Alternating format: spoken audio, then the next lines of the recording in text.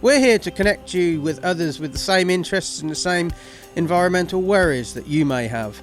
We are the People's Countryside Environmental Debate Podcast, and we're going to be talking about the HS2 protests, anti-HS2 protests that are happening in Euston Square Gardens while we're recording this. I'm Stuart the Wildman Mabbott. I'm one of the co-hosts. I connect people with the environment, make it part of daily life, so I do that through these podcasts, writing, I lead walks, all sorts. My co-host is William Manklow. I'm a photographer and also a presenter. I present my own live show every week, sharing insights into the past week and also creativity to help you become more a creative person and enjoy what you do and be yourself more than anything. And this podcast, like Stuart said, is very much, we debate the hot potatoes, don't we, Stuart, in the environment? Yeah, very much. Well, sometimes we debate them, and sometimes the questions we get set, we discuss them more in a meandering style because, that's just the way it evolves. But you will always get a real conversation, real discussion, real opinions, and genuine views. We're not scientists, William. We're two men in our 40s exploring the big issues like everybody else. Yeah, so it's meandering like a river through a beautiful valley, or a duck that's being chased by a dog. Yeah, I can't picture that somehow. Anyway, we discuss world-scale hot potatoes with the aim of getting you motivated to help the little bit of countryside that exists near you. Now, the countryside can look very different depending where we are in the world, but just hopefully we will motivate you. Now, we got a big question. A big question about HS2, haven't we? Well, it's a short question, but actually a long email. And what we're going to do is the question is from Roisin in London, and I want to put it out there. That Roisin and I know each other, and we were activists together many years ago, and we were involved in a few things, and there was an agreement made between us and various bodies that we wouldn't collaborate again. I want to put it out there, if anybody's listening who knows about that agreement, Roisin has contacted me as a basic person who listens to this podcast, and she wants to ask a question. Now, that doesn't back out of that agreement, but as a human being, William, we felt that she should be allowed to ask that. She did say, should she ask that anonymously? Asked the question anonymously, but we both all agreed that but if it ever got out that it was her asking the question, it looks a bit more suspicious. Yeah, it keeps everything very transparent, and as the podcast, that's what we always strive to be as transparent as possible. We are two men in our 40s, and we are being who we are, aren't we, Stuart? We're being ourselves, pretty much. Exactly. Anyway, so how we're going to approach this particular episode is I'm going to read out Roisin's question. I will then go through, it's a 2-page email that is very interesting. We will go through half a page at a time. We will discuss that. And once we've got through that, we will then revisit her question. Now, her question, William, is for you, Stuart, but you can answer this as well. You were motivated to be an activist through anger in the early 1980s. Do you see history repeating itself? Now, we'll come on to that question at the end, but what is really interesting about Roisin's email, and this is what we're trying to encourage in this podcast, is you have your opinion, and there are other people out there who have differing opinions, but they're not our enemy. We don't have to kill each other. But the fascinating thing about Roisin's email is she has an opinion, but she can also see other people's opinions that disagree with her, and she doesn't like the way they are being treated. Now, I'll start with the first part of the email. Roisin says, I put on record that I am pro-HS2, but I'm appalled how anti-HS2 protesters are currently being treated, stereotyped, demonised and victimised. And I don't like that in my name. William, can you just explain what HS2 is? Yeah, HS2 is the line that's currently in construction. It stands for literally High Speed Rail 2. The first high-speed line actually goes between St Pancras and the Channel Tunnel, and it's a line that's going to be going between London, Euston and Birmingham, and then there's going to be extensions to Manchester and Leeds. it's basically almost like the M1 of the railways. If it's maybe one way of looking at it. It's just going to be a spine railway, and try to, we can get into more of exactly what it is later, but that's the nutshell, as it were. Okay, so Roisin is saying she's pro HS2. She's for it. But she also goes on to say, whether you agree with climate change thinking or not, whether you like environmentalists or not, whether you have any respect for activists and protesters or not, we're all brothers and sisters in this complex human race. That's what we're trying to say on this podcast, isn't it, William? Yeah, just respecting each other's opinions and remembering that whoever you're talking to is a person rather than just an opinion. Which we can all, there's a trap we can all fall into, and I know that I certainly have done and will do again in the future. It's just something you've got to be aware of. It's just nice to get a balanced email through, and I'm not saying that just because I know her. Anyway, she goes on to say, the anti-HS2 railway protesters in Euston Square Gardens in London at the moment. Now, I must point out, what date are we recording this, William? We're recording February the 12th. February the 12th. So when this goes out, it will be probably in March time. So we're talking about this at the moment. So the anti-HS2 railway protests in Euston Square Gardens in London at the moment has highlighted man's disregard for man. I point out that their protest is not to just protesting against HS2, but it's to highlight the climate and ecological emergency bill that's going through Parliament and should be voted in. And I agree. It's one thing admitting we're in a climate emergency, and another thing to do anything about it. She goes on to say, peaceful protesters have put themselves in dangerous situations in underground tunnels that they have dug, having it made it as safe as they could. Now, the methods of eviction, Roisin is very concerned about, because the methods being used could be making the situation even more dangerous, with oxygen compromised, drainage removed so flooding is occurring, parallel tunnels being dug that potential risks of collapse and falling hazards. She goes on to say sleep deprivation has been used, and faeces removal has been stopped, but from the tunnels, which basically is a form of torture, sleep deprivation and living in squalor. And she also says, she's noticed that supporters and lawyers and journalists have been arrested for seemingly trying to bear witness. So they seem to be arrested and removed from the site, so they can't actually report what's going on. She says that peaceful protesters' rights are being removed behind the COVID dispersal orders, maybe. So it could be the police are using these powers unfairly to remove people who are witnessing this. I don't know. And she says it seems that these tactics could be used to scare people away from protesting in future. That's a very good point, William. It's not necessarily about getting rid of the protesters now. It could be about stopping protesters in the future. Yeah, it kind of like reminds me of a book I read, a book called Ender's Game, which is a great book. And one of the characters in that, he doesn't just win one battle. He wants to win the battle so much so that he wins all future battles, and that's what it feels like. That's what it sounds like. That they're trying to put the bailiffs off, or trying to put the activists off. And anybody who would consider it, and only leave the real hardcore ones, the ones that will fight back, and then of course that gives them even more ammunition, doesn't it? That's potentially anyway. Yeah.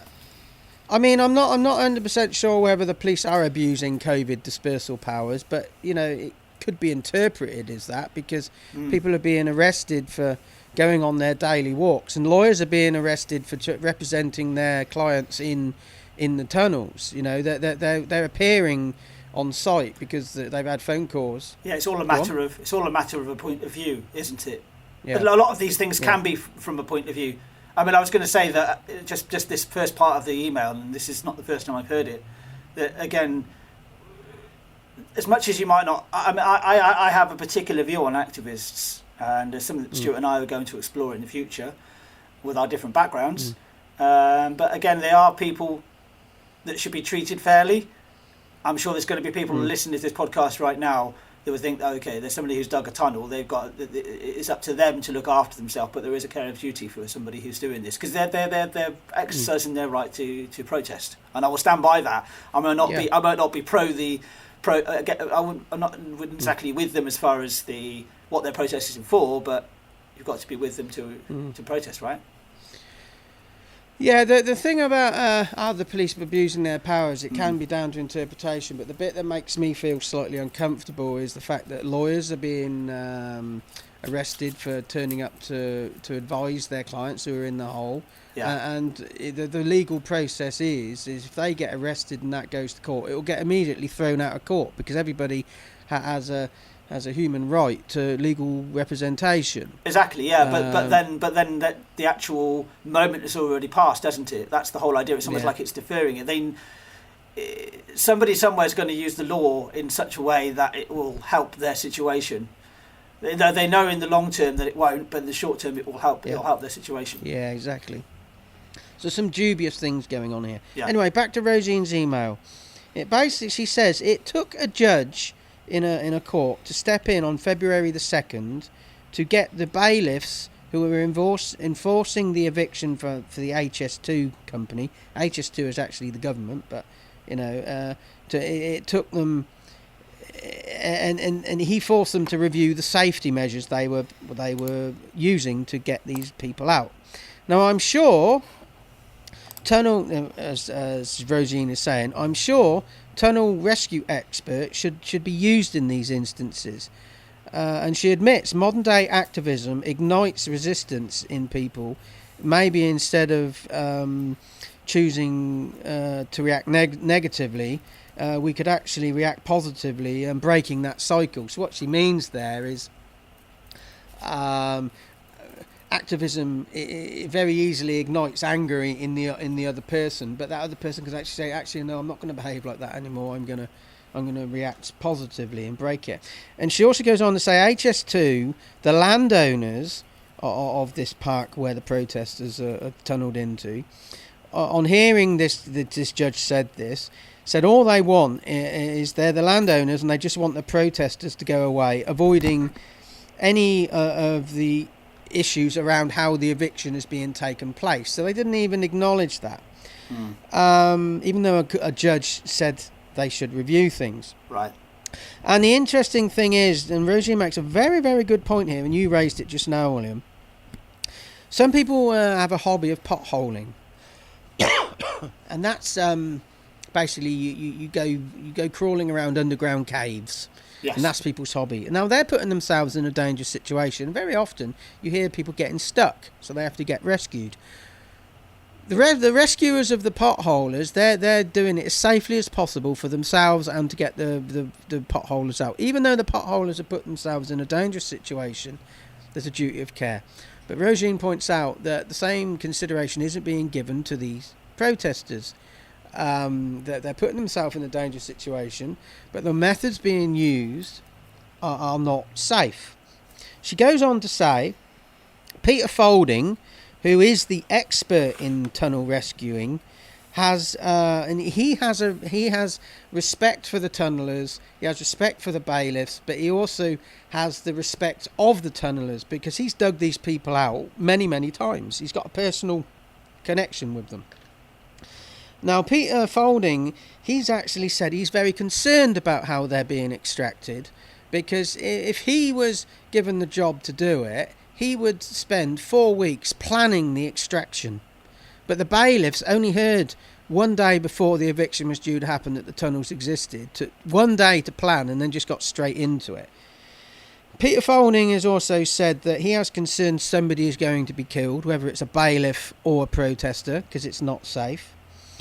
He's also said whether or not anybody is killed, HS2 are setting themselves up for expensive legal battles, because if someone's killed, one of the protesters, the protest could take them to court saying you killed them through corporate manslaughter or whatever. Or if nobody is killed, they could actually still take them to court for lack of duty of care. Mm-hmm. So there's a legal situation building up here. And the interesting thing is, Peter Folding said when the judge made the decision that HS2 and the bailiffs should review their health and safety procedures and get an expert in, HS2 started to dispute the fact that Peter Folding wasn't an expert, even though they've used him before themselves. He is the known expert. It's like saying to Red Adair isn't the expert in putting out oil well fires. It's not open for dispute. And the interesting thing is, some of the protesters down the hole have spoken to Peter Folding, this expert, and have said, we'd much rather be dug out with you because at least we know you do it safely. We'd make it hard for you, but and Peter Folding was saying that when he rescues people in these protest tunnels, he makes sure there's a hardwired communication system. He makes sure the oxygen levels are he makes the protesters cups of tea, makes sure they're healthy, he makes sure everybody's safe. It's done nicely. And he goes on to say that the other thing he would do, because there is an inherent risk with this, part of his 4-week planning process would be to get machinery to monitor and work out where the tunnel is, so you can do these sort of like X-ray things. And so he said he would map out exactly where all the tunnels are, so if there was a collapse he could dig straight down and dig people out. Roisin makes some very good points there, William. She does, yeah. It does sound as though that the bailiff team want to just be in there and out there as quickly as possible. That's their that's what they're after, isn't it? It's a quick extraction, and them not being experts in tunnel digging doesn't seem to. It is they're what they need to do is get those people out as quickly as possible to carry on the work, right? That's really what they're there for. In a way, I dispute that though, because the first thing the bailiffs did was dig another down shaft. Okay. It took them 8 days to dig that, and Peter Folding said it would have only taken him 4. Right. So even though they've rushed into it, the actual work is taking longer than it should do. Yeah, and it could also be that they think they can do it better anyway, or whatever. There's lots of reasons for it, isn't there? Yeah, exactly. Now the last part of Roisin's email, and I'll come on to a question.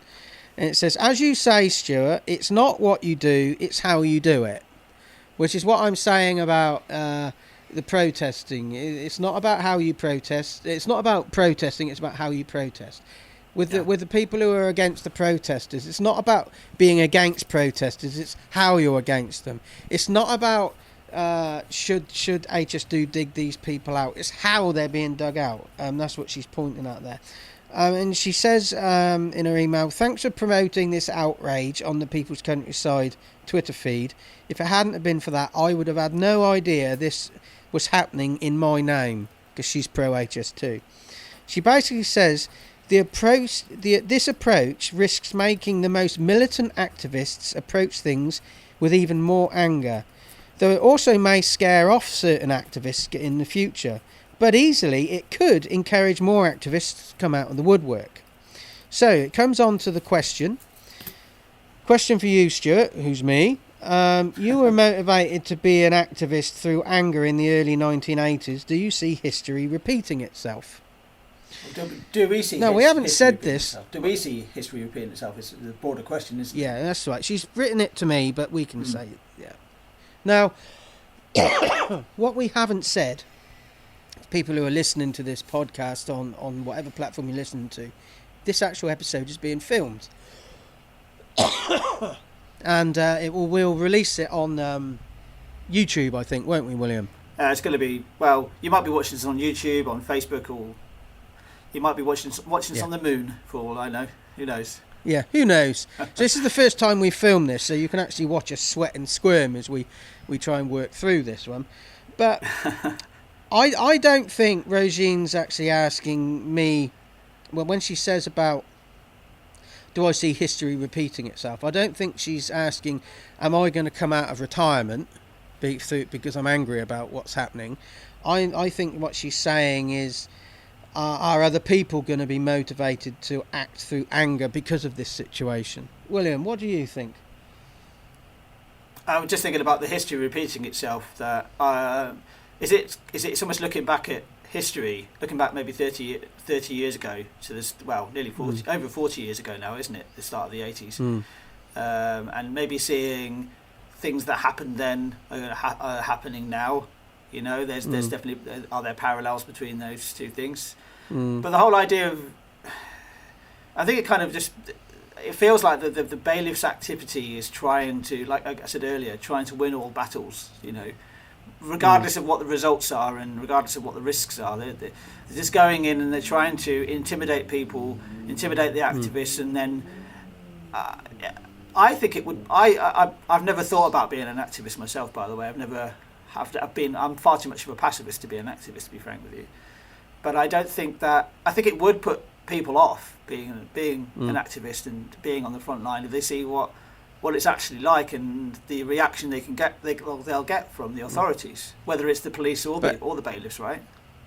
But is that loss of manpower, shall we say, by people being put off, counteracted by the most militant increasing their militancy? It can do, yeah. I think it can do, because it would to be part of a group, you have to feel as though you can fit into it. So if you don't feel you can fit into a group, you're not going to be hanging around very long, are you? You know, I've seen this in many parts of my life, in many groups that I've been in, that the people that have turned up with an idea of what something is, and it's not been the same as what they thought it was, and they've only turned up for maybe one event, and that's it. They move on, they don't come back again. So I think that's where the activism can go. I would like to expand on the whole activism thing, but I think we're going to be talking about that in another episode. I mean, we can go back and look at how past activist activities have what impact they've made, because this, you know, when I think about these people that are digging these tunnels, and I commend them for doing it, because the risk they're putting themselves at is quite extreme in comparison to the risks we normally put ourselves at in daily life. But the question I would always ask is not why they're protesting and whether they should be protesting, not in that manner, but it's almost like what results are they going to get, and is it worth the risk that they're putting themselves through in the first place? As we're sat here talking to this today, we don't know what results they're going to get, but I think it is a positive spin on this is they are clearly getting results, because this is all over the media and everybody's talking about it. It is, yes. And it's wider than HS2. It's about the climate and ecological emergency bill as well. But the media is a cycle, you know. So it's being talked about in the media, but there'll always be another story to come along later, and this sort of story can easily be forgotten about if it's not continuously in the forefront of the media. As soon as the next big thing comes around, or whatever it is, this will be forgotten about. So it's not necessarily the media. It's you've got to be talking to the people that that it's going to be impacting. And that's I've always found what I was always thought the role of an activist is you're trying to get through to the people that that's going to impact. Yeah, I think to analyse do they work, it's more than one episode of a podcast. I think. I mean, it's a deep dive into the data. Yeah, which is a bit of a hint, like I said, to a series that we are planning at the moment. We are planning a series around activism itself, aren't we? Yeah, just digging into the psyche of activists, how they could do things better, how they feel where they've succeeded, so other activists can look at it and say, yeah, we can do this better, we can do this another way. And it's about educational pieces for activists to make them better. And a lot of that material is going to be on Patreon as well, behind our on Patreon, so it'll be exclusive for our Patreon backers, but we can talk about that towards the end of the episode, can't we? But going into HS2, this whole thing, I was, up until recently, I hadn't been pro or against. You're very much pro HS2, William. Yes, I am, yeah, very much so. And I'd say before this protest kicked off, I was beginning to have my doubts on was I for it. And this protest has actually tipped me over into, well, I'm not. I'm actually for a fast long distance rail route, but I'm just not Again, it's not what you do, it's how you do it. I'm not necessarily sure this is being done in the right way. And my first concern is this railway is meant to get people off the roads. But I'm also very aware of our road building programme is increasing. And I'm just a little bit uncomfortable on if we're getting people off the roads by a railway, why are we building more roads? Yeah, I see. I'm uncomfortable about it. I'm uncomfortable about the tactics. Definitely uncomfortable about the tactics. But it's basically almost like it's been done in the name of HS2, right? That's going to be that's going to be attached to it, isn't it? That what the bailiffs are doing and how they're treating the activists is going to be attached to this. However, again, this sort of thing gets outside of the activists area, if you want to call it that, it will be forgotten about. I mean, I'm just thinking about what happened with the A34, the Newbury bypass, and I mean, how many people actually remember? Because I think one of the activists that was involved with that is now involved with this. He's one of the tunnellers. Exactly, yeah. He didn't. I think he climbed a tree. Is it Swampy? He was up a tree, I think it was. Yeah, Dan Hooper. Yeah, I don't ever call him Swampy. I knew him as Dan. So. But Swampy is sort of like the media name. But yeah, for the actual railway itself, for me, it's part of you've got to see it as a bigger part of a bigger network. You know, so there are more roads being built and there are more railways being built. You can try and build. We're trying to build a better network than we've already got. It will improve the capacity on a lot of the railways that we've already got, which could even end up having a positive effect on local communities because you'll end up with a much more reliable, consistent railway service. There is talk about the West Coast Main Line, for example, becoming almost like akin to an underground service. So you know how you can go on the underground and then you miss a train, but you only have to wait 2 minutes for the next one. It's not going to be like that exactly, but it's going to be similar. You could have a service rather than every, say, an hour or every half an hour. You might have it every 10 minutes, 15 minutes instead. Okay, so you're saying the HS2 will free up the trains on the remaining network that currently exists. Yeah. Are you also saying then that in parallel building more roads is going to free up the road network by having more roads? Because up until now people have always said the more roads you build, the more cars will be on the roads, cars will fill them. Yeah, you have to. I think there's definitely a truth. There's a truth to that argument. All you have to do is look at America and look at Los Angeles is a great example where they just widen roads and it just gets more traffic.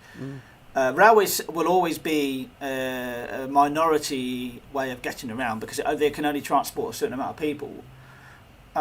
So roads are the obvious way to go, but you have to look at it as a bigger network, as a combined network. Give people options. You know, if the only option you can do is to drive somewhere, then you will drive there. But if you can give somebody an option of maybe getting the bus or walking, or that's not completely out of their comfort zone, then that it would hopefully, There's no guarantees with any of this. Okay, so up until now we've built roads and we filled them with cars. If we keep building roads, what's going to prevent that same end result? If we're looking at the bigger picture, what measures need to be put in place that these new roads are going to free up space, but we're not going to fill that space with other cars? Well, what needs to be in place? I remember hearing somebody asked a question many years ago, and they said that if you could actually the way to get over the sort of transport conundrum, as it were, and solve transport issues and traffic issues, congestion issues, is to even find the answer to the question of why are those people travelling in the first place. You know, there's so many people that are travelling long distance for work. It seems to be almost like accepted that you choose where you live and then you choose where you work and then you just drive between the two. Right? Travel. So that definitely, if you can answer that question. But I still think that... Okay, so in COVID, now during the COVID pandemic, where people are finding they can work remotely, and they're saying people after the pandemic, people aren't going to go back to work in the same way. They're going to be working from home. Why do we need more roads? Because I would say that we are a community-based species. We need contact with each other to work effectively. It's shown, COVID, if anything, it's shown that we can actually work remotely. There are so many people that would have absolutely loved to work remotely before COVID, but then whoever they were working for said it wasn't possible. It became possible because they had to, right? But I think again, you need to strike a balance with this. You know, that one of the arguments I've heard against HS2 is like, oh, we don't need it now because we've got Zoom. Sort of, that's a very, very watered down version of it. But I think you get that. I want to make it as really obvious as possible. But I don't think that's necessarily. I don't think that's true. I think we need to still work together. I mean, Stuart and I, we're working together, right? But there's something we can work over. I mean, you're up in Manchester. I'm here in Oxford. But I will look forward to being able to work side by side with you again, rather than being at the other end of a phone or the other end of a Zoom call, because it's a different dynamic. We talk about the recording of the podcast, for example, where we don't have the guest because we don't want the guest to be at the other end of a Zoom call. We want the guest to be in the room with us and have a discussion. The discussion has a different feeling to it. So a meeting over Zoom is all very well and good, but there's certain stresses that happen within these environments, and they are maybe not so apparent, and they won't be apparent until after 2 or 3 years. That's the reason why we need something like HS2, because you can move people around much faster. Now, I know you said about that HS2 is also potentially a connection between airports. That's one thing you want to raise. I have said that. So what benefit do you think that will bring? Yeah, my thinking around that is what William hasn't. He's alluded to something that we haven't revealed yet, but this is probably the 6th time we've tried to record this episode. So I can second guess what you're going to say. Well, I can not. We've had this conversation. I think this is the 4th time we tried to record this. We've had everything go wrong. Anyway, to answer William's thing about, I had a view about the HS2 and airports. HS2 is primarily being funded by private money. Okay. And before I go on to the airports, I'm slightly concerned about the volume of private money that's being spent on this, because there's a lot. When it's private money, there's a lot of hidden corruption. And I know, William, you feel there's always corruption when there's lots of money involved. Wherever the money's from. I think the money's from. Yeah, and I personally feel that there is always corruption, but I think because there's so much money being spent on HS2, the corruption is way bigger than any of us really know. It's just a feeling. This is why I'm beginning to feel uncomfortable about HS2 in this form, because I'm just getting the feeling that there could be abuses that we're not even aware of. And with the airports, go on. No, I was disagreeing with you. Sorry. With the airports, with the airports, we're saying we need to reduce the amount of flights that we have, and we don't need to expand Heathrow, and we don't need to expand airports. I do have this cynical side that over and above the need to save man and counteract the climate crisis, which is why we need a long distance railway to help it, is part of the picture. I'm not 100% convinced that that's the primary reason why this is being built. There is a cynical side of me that it is to link the airports. You've got the London airports, you've got Birmingham airports, you've got Manchester airport. Birmingham airport have actually said they expect to expand to cope with the influx of extra passengers brought in by HS2. Not because they need to expand anyway, but because of HS2. Andy Burnham, the mayor of Manchester, said he wants Manchester to be carbon neutral and a carbon sink by 2038, but he wants to expand Manchester Airport by 2040 with the help of HS2. I'm just feeling uncomfortable about the hidden motives of this project. You know, to me, it feels like something disguised as a railway project, not a railway project that's designed to save man.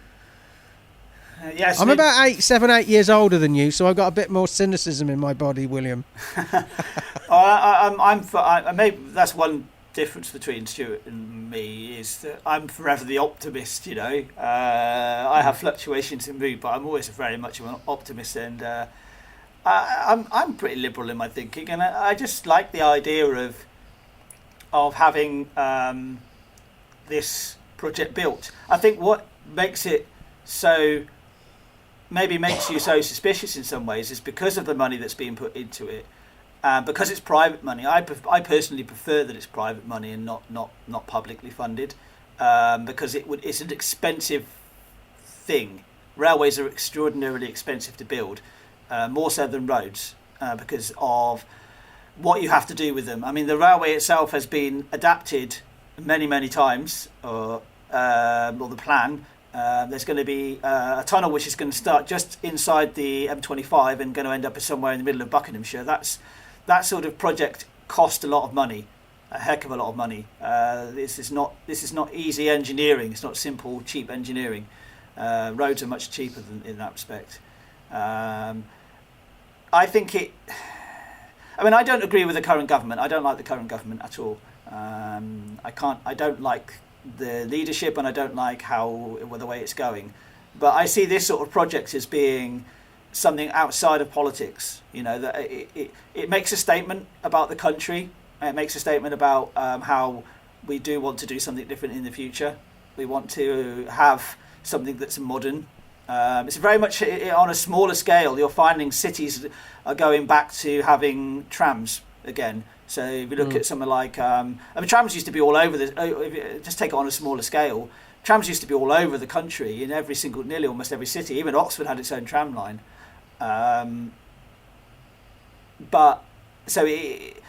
This sort of infrastructure project says something about the country, and I think it will bring in investment, and it'll also bring benefits that we are not even aware of.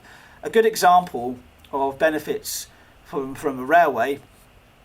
So, if you go to London now, you have an integrated railway system. And specifically a railway system called London Overground, and that replaced an old system way back, and London Overground actually created new stations, especially in North London.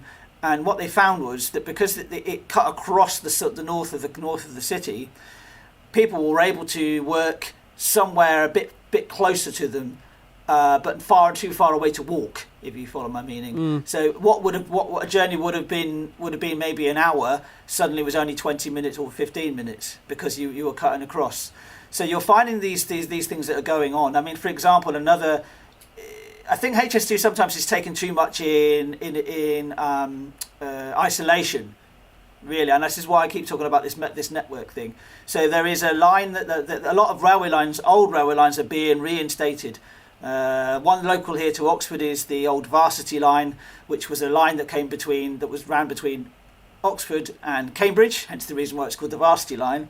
A lot of that's being reinstated. It's going to make a connection again between Oxford, the line between the Oxford to Birmingham line, and the West Coast Main Line, the Midland Main Line, and it would mean that you've got that interconnectivity. And a lot of this is also increasing capacity, not just for passengers but also for freight, more room for freight. And the more freight we can get off the roads, the better quality of the air, the better maybe I'm thinking of a bit of a utopia future, but HS2 definitely is part of that, and it's part of an integrated system. I'll get off my soapbox just for a sec, so Stuart can talk, right? I can't believe you mentioned the C word on this episode. Yeah, that other place. Well, it had to come up, didn't it? I've not mentioned Swindon, so you know. Yeah. Cambridge. Yeah, you're not a fan, are you? Not a fan. No, I'm not. But okay. With all that said, is this the right time to be doing it? Because we're in a COVID pandemic. Should the people who are building it be working right now because they're being put at risk of close working? And is it being pushed through during the COVID pandemic to bypass the protests? Is it the right time? And I know it's private money, but in the world we're currently in this pandemic, could that private money be put to better use of distributing and producing more vaccine? Is it right now?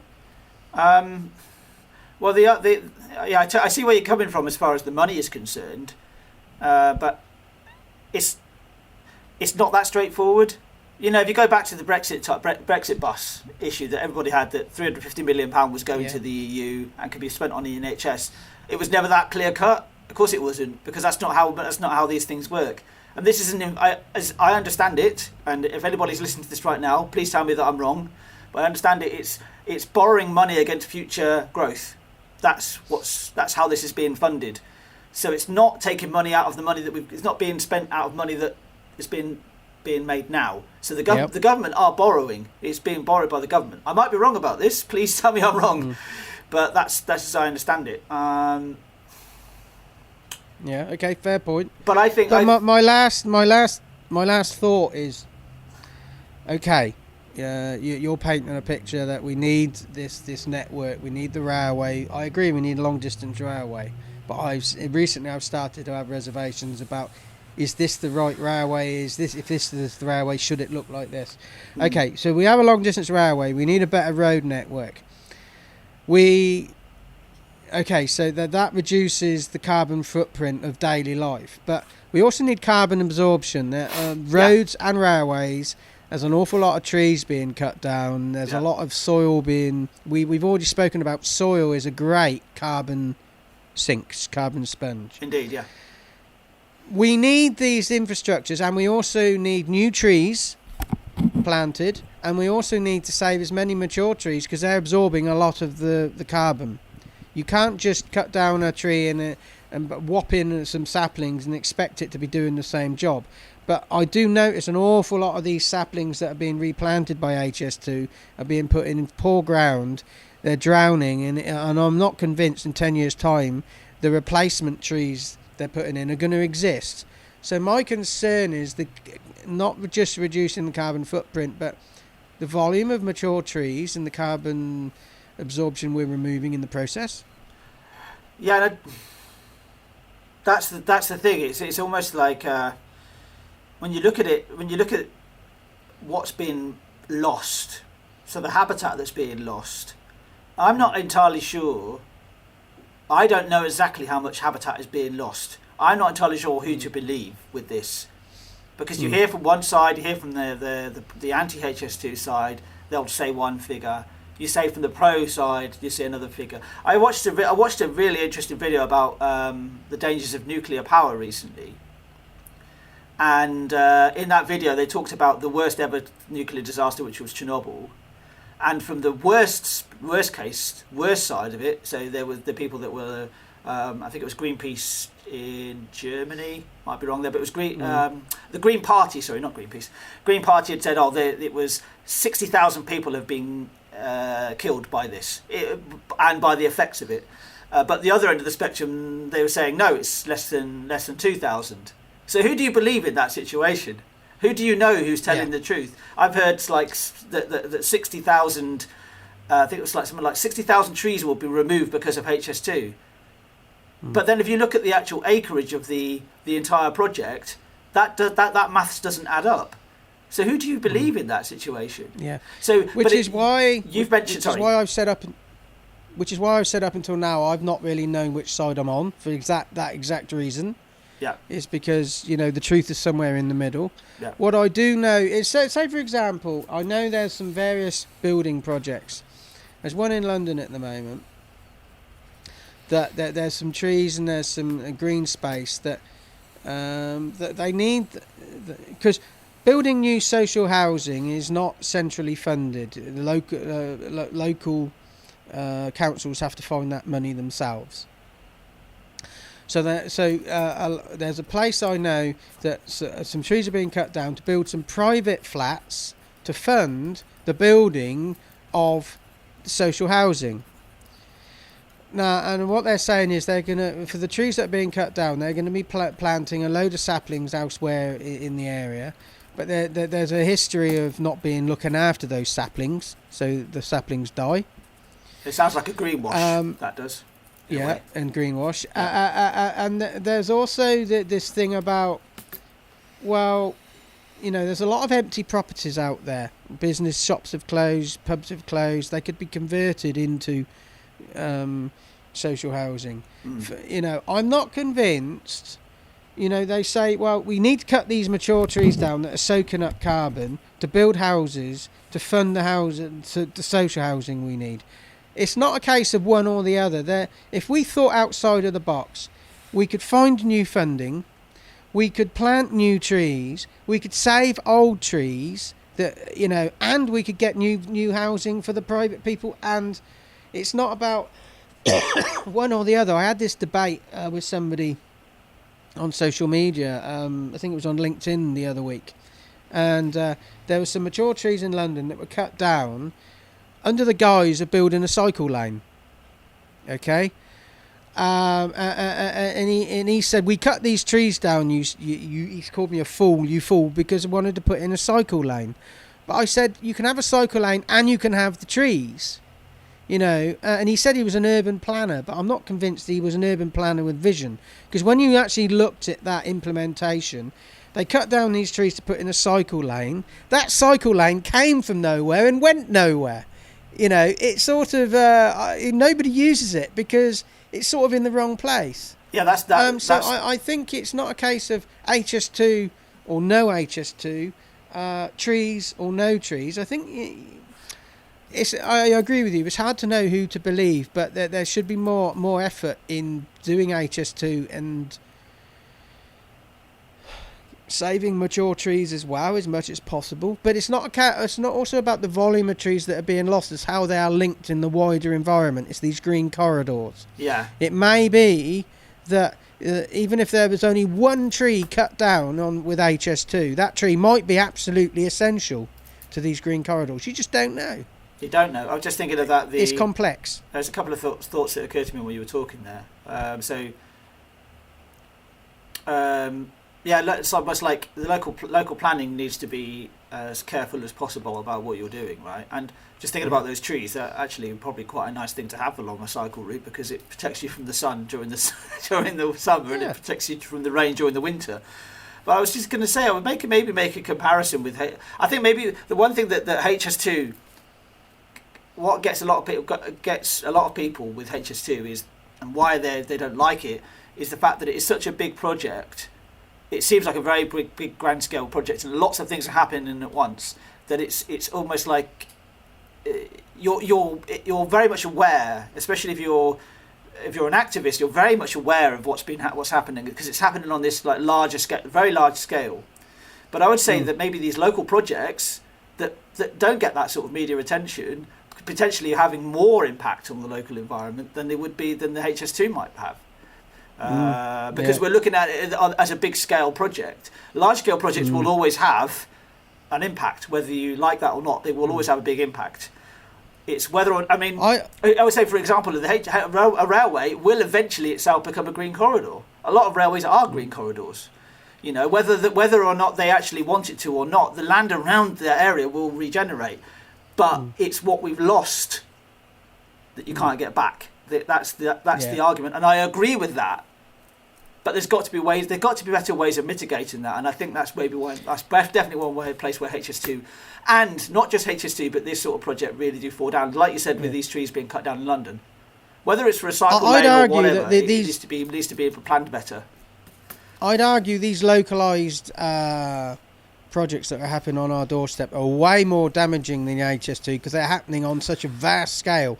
Because you go to London, you go to Birmingham, we're just going to cut this tree down and to do this, just going to cut this tree down to do, all done in isolation, and you suddenly realise, bang, all this greenery's gone. Yeah. I mean, there are mitigating circumstances. There was a local project, which is a very controversial project, where some flats are being built on the site of an old petrol station. So if you're listening here in Oxford, I think you might know what I'm talking about.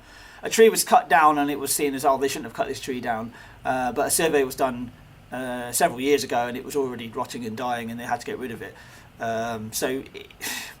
There are mitigating circumstances with these things, but to cut down mature trees, it's incredible, really, isn't it? I mean, I remember you mentioning, and I've noticed this as well, where Well, we were in a van off. We do some gardening work on occasion, don't we, Stuart? And there was this fence had a hedgerow along it, and it had just been completely blitzed out for no reason whatsoever. It seemed it wasn't impeding anybody. It wasn't dangerous, but it provided that green corridor. It's those small things that I think, for me, are those small decisions are going to make a bigger impact in the long term than something like HS2 would. Okay, so William, we're coming to the end of this podcast. You've been filming this on Zoom. Is it all going okay, your end? Well, it looks like it, yeah. You know, I think both of us we're waiting for something to... Well, I don't know, we're waiting for like a lightning bolt to hit one of us, or something's happened, you know. But we had a number of goes at recording this the other day, and then when we went to record this today, Windows 10 decided to update on me, so we thought, this is a message here. Is it? Anyway, Roisin, thanks for your question. If anybody's listening, yes, Roisin and I do know each other. We're not working together again. We're just... she's a listener. She's allowed to be a listener, and she placed us a question on the People's Countryside Environmental Debate podcast with me, Stuart the Wild Man Mabber, and... me, William Manklow. I sometimes introduce myself as Stuart because I'm obviously hanging onto his coattails like a jet skier on the back of a speedboat. Yeah. So if you've enjoyed listening to this, why don't you head over to Facebook or Twitter or YouTube. You can actually see this episode. You can see what we look like. We're real people. We're not just voices out of the ether. And if you're watching this, look at the links in the description if you're on YouTube, or look at the links. We're going to post a whole load of links, including our Patreon link, where you can support this podcast. There's lots of stuff, lots of material that we've already released and we're going to be releasing in the future. The links to the podcast itself, if you've just come across this, we're all over the podcast scene. We've just got onto tap tapes. That's one thing we've just got onto recently.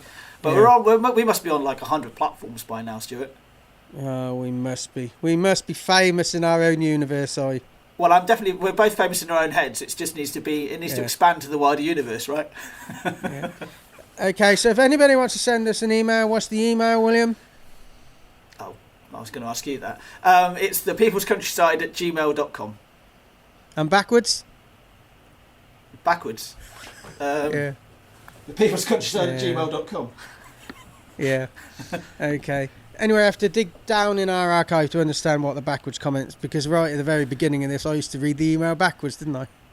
Yes, yeah. It reminds me of a joke. You know, I went to a shoe shop the other day, and I said to the person there, this is pre-COVID times, right? I said to the person there, these shoes don't fit. And she said, try them with the tongue out. And I said, they still don't fit. Okay, so with that, we'll leave you there. We release new episodes of the podcast on a Sunday and a Tuesday on all main platforms. Occasionally now we will be filming the odd one and posting it so you can watch us. Join us on Patreon. Yes. I will leave you there. I've been Stuart the Wild Man Mabber. I'll leave you to sign out, William. Yes, and we release Patreon material every Monday at 10 o'clock. So the podcast is 10 o'clock GMT, British time, Sunday and Tuesday, and Patreon at 10 o'clock GMT on Monday. And I don't know why I'm doing these hand actions. I'm going to leave it at that. Thanks very much for listening, and thanks very much for watching.